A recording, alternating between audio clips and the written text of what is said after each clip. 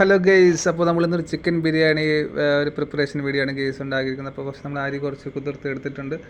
അതേക്ക് നമ്മൾ കുറച്ച് ചിക്കൻ, ഇഞ്ചി, പച്ചമുളക് പേസ്റ്റൊക്കെ തേച്ച് നമ്മുടെ ഫ്രിഡ്ജിനകത്ത് വെച്ചൊന്ന് മാഗ്നേറ്റ് ചെയ്ത് എടുത്തിട്ടുണ്ട് സംഭവം.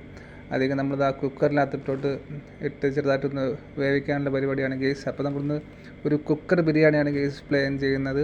അപ്പോൾ ഇന്നത്തെ കുക്കിങ്ങിൽ ഞാനും അമ്മയും മേഘയും എല്ലാവരും ഉണ്ട്.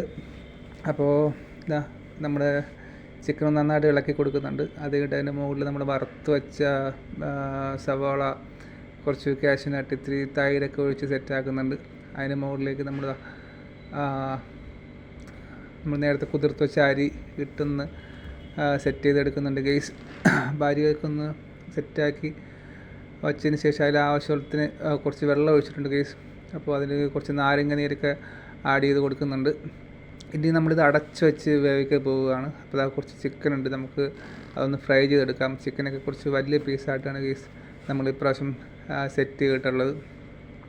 അപ്പോൾ ചിക്കൻ ഫ്രൈ ചെയ്യുന്ന സമയം കൊണ്ട് ഒരു 1.5-2 വിസിൽ മതിയാവും അത് വെന്ത് കിട്ടാൻ. കാര്യം നമ്മൾ ആദ്യം തന്നെ ഒന്ന് വേവിക്കുന്നുണ്ട്. ഇപ്പോൾ ഇതാണ് നമ്മുടെ ചിക്കൻ ബിരിയാണി റെഡി ആയിട്ടുണ്ട്. അപ്പോൾ നമുക്ക് ഇനി എങ്ങനെയാണെന്ന് നമുക്ക് നോക്കാം. ഓക്കെ, നമ്മുടെ ചിക്കൻ ഫ്രൈ ഏകദേശം റെഡിയായി വരുന്നുണ്ട്.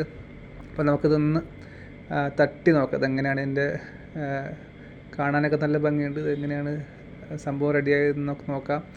അപ്പോൾ നല്ല അടിപൊളിയായിട്ട് സംഭവം കുക്കായി വന്നിട്ടുണ്ട്. അരിയൊന്നും ഒട്ടും തന്നെ ഒട്ടി പിടിച്ചിട്ടില്ല. എല്ലാം നല്ല കിടിലമായിട്ട് ഇരിപ്പുണ്ട് ഗെയ്സ്. അങ്ങനെ ഒരു സക്സസ്സാണ് നമ്മൾ കാണുന്നത്.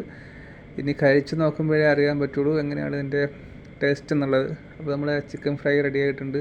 അങ്ങനെ നമ്മുടെ ചിക്കൻ ബിരിയാണി ഇതായി എടുത്തിട്ടുണ്ട്. ഒരു പപ്പടം കൂടെ സൈഡിൽ വെക്കുന്നുണ്ട്.